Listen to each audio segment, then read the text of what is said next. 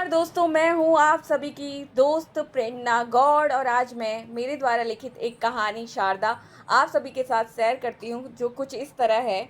10 वर्षीय शारदा मुन्ना और सुधा की सबसे छोटी वाली बेटी है। रोड एक्सीडेंट की वजह से उसका पैर काटना पड़ता है।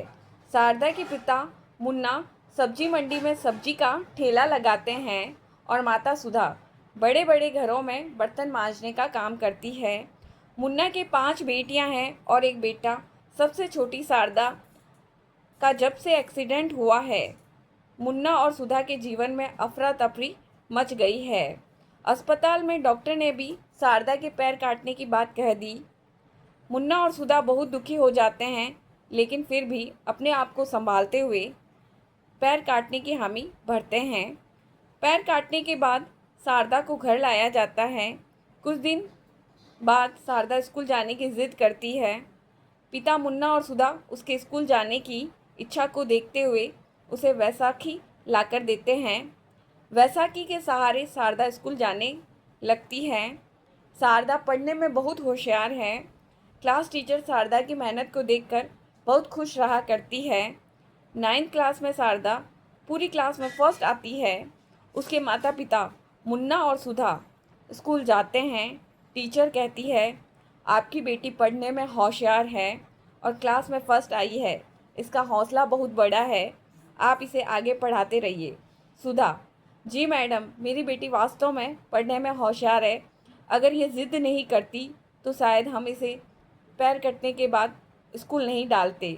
आज मुझे बहुत अच्छा लग रहा है कि मेरी बिटिया रानी स्कूल आती है और क्लास में फर्स्ट भी आने लगी है। टीचर, चलिए आपको और आपकी बिटिया को भविष्य के लिए बहुत बहुत शुभकामनाएं। पढ़ते पढ़ते समय बीता। अब शारदा की कॉलेज में दाखिल होने की बात आती है। शारदा को कॉलेज में दाखिला मिल जाता है। शारदा कॉलेज आती जाती है। कॉलेज का परिणाम भी शारदा का अच्छा आता है। कॉलेज की पढ़ाई भी पूरी हो गई है और अब पोस्ट ग्रेजुएशन करने के लिए विश्वविद्यालय में उसका दाखिला करवाया जाता है। शारदा और उसके माता पिता बहुत खुश हैं। स्कूल की होनहार छात्रा कॉलेज की भी होनहार छात्रा रही और अब विश्वविद्यालय में भी होनहार छात्रा बनने लगी है। शारदा ने कभी हार नहीं मानी कि उसका एक पैर नहीं है। सिंगिंग में भी पार्टिसिपेट करती है। विश्वविद्यालय की अदर एक्टिविटीज़ में भी वह हमेशा भागीदारी निभाती है। अन्य विद्यार्थी उसे जानने लगे। अंकुर की नज़र शारदा पर जाती है तो वो शारदा के पास आता है और उससे फ्रेंडशिप की बात करता है। शारदा स्वभाव से सरल है, इसीलिए वह किसी की भी फ्रेंडशिप नहीं ठुकराती और वह अंकुर की फ्रेंडशिप करने के लिए हाँ कर देती है। शारदा को फेलोशिप भी मिलने लगी है और ये बात अंकुर को जब पता चलती है तो अंकुर शारदा के पास आता है और कहता है, कॉन्ग्रेचुलेशन शारदा, मैंने भी फेलोशिप का फॉर्म भरा था लेकिन मेरा नहीं हो पाया और तुम्हारा हो गया। मुझे बहुत अच्छा लगा कि मेरी फ्रेंड का हो गया। Sharda, thank you Ankur, next time तुम और अप्लाई कर देना, तुम्हारा हो जाएगा। अंकुर, शारदा तुमने बोला है तो मेरा हो ही जाएगा। धीरे धीरे अंकुर और शारदा की दोस्ती बढ़ने लगती है। अंकुर शारदा को फ़ोन करता है और उसे कई इम्पोर्टेंट क्वेश्चंस भी बताता है। जबकि शारदा तो अपने आप में ब्रिलियंट स्टूडेंट है, वह सारे क्वेश्चन क्लियर कर ही लेती है, लेकिन फिर भी अंकुर का ऑफ़र नहीं ठुकराती। कई क्वेश्चंस वह देख लेती है।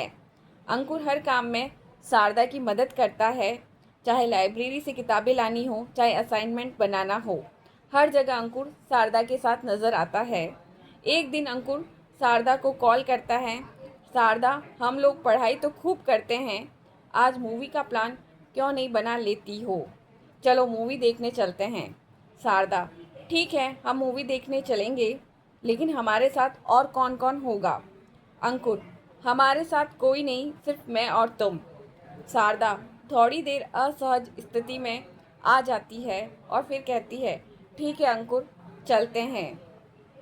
सिनेमा हॉल में दोनों मूवी देख रहे हैं। तभी अंकुर शारदा का हाथ पकड़ता है और उसके हाथ को सहलाने लगता है और उसे हग करने के लिए आगे बढ़ता है।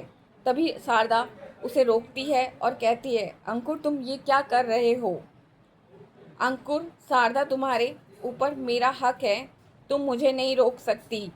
शारदा, अंकुर, हम दोनों दोस्त हैं और एक दूसरे का सहयोग करते हैं, लेकिन यह सब मैं नहीं करूँगी। शारदा, तुम्हारा अंकुर कहता है शारदा से, शारदा तुम्हारा दिमाग खराब है, तुम्हें पता है ना, एक से एक अच्छी लड़की मुझे मिल सकती है, लेकिन फिर भी मैंने तुमको चुना है। शारदा, अंकुर, तुमने मुझे चुना है, मुझे बहुत अच्छा लगा सुनकर, लेकिन शादी से पहले मैं ये सब नहीं करना चाहती। यह सुनकर अंकुर आग बबूला हो जाता है और कहता है, तुम्हारी हिम्मत कैसे हुई शादी की बात करने की और सोचने की। शारदा एकदम अचंभित सी हो जाती है और वह कहती है, अभी तुमने ही तो कहा कि तुम्हारे पीछे एक से एक लड़कियां आ जाएगी, लेकिन तुमने मुझे चुना है। अंकुर, मैंने सिर्फ तुम्हें अपनी फिजिकल नीड पूरा करने के लिए चुना है, ना कि अपनी जीवन संगिनी बनाने के लिए। ये सुनकर शारदा के पैरों तले की जमीन खिसक जाती है और उसकी आंखों से आंसू आने लगते हैं और वह कहती है, अंकुर, तुम मेरे साथ इसीलिए जुड़े थे कि तुम अपनी फिजिकल नीड पूरा कर सको। डिस्कस्टिंग। अंकुर कहता है, तुम जैसी लड़की शादी मटेरियल नहीं हो सकती, तू पैर कटी लड़की है और तुझसे शादी नो नेवर, कभी नहीं। शारदा थोड़ी देर बाद बोलती है, मैंने तुम्हारे से फ्रेंडशिप किसी मकसद से नहीं की थी, लेकिन तुम्हारी बातों ने मुझे एक बड़ा लेसन सिखा दिया कि दोस्ती के मायने बदल गए हैं। मकसद से दोस्ती हुआ करती है और आज से तुम्हारे और मेरे रास्ते अलग अलग। अंकुर, अंकुर कहता है, तुझे सिर्फ मैंने अपनी फिजिकल नीड के लिए चुना था और तू शादी का कहने लगी। जा जा, तुझसे कोई शादी नहीं करेगा, चली जा यहाँ से।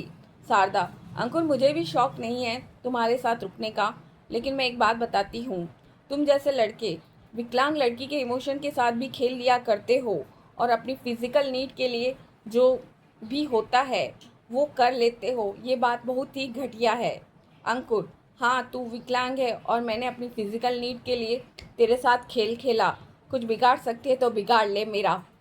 शारदा, मुझे कुछ नहीं बिगाड़ना तुम्हारा, लेकिन एक बात कह देती हूँ, आगे से कभी किसी विकलांग लड़की के इमोशन के साथ मत खेलना, वरना तुमने बद्दुआ तो सुनी होगी, अगर किसी की बद्दुआ लग जाती है तो महलों में भी आग लग जाती है।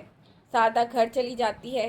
कई वर्ष बीत चुके हैं और शारदा 30 वर्ष की हो चुकी है और वह अब एक फेमस राइटर होने के साथ साथ आईएएस ऑफिसर भी बन चुकी है। आज शारदा फुटपाथ पर बैठे लोगों को खाना देने आई है। शारदा अपने हाथों से उन लोगों को खाना परोसती है। परोसते परोसते आगे बढ़ती है। दूर कहीं कंबल ओढ़े उसे पैर कटा लड़का दिखाई देता है और वह उसे खाना परोसती है और वह लड़का कहता है, thank you so much madam.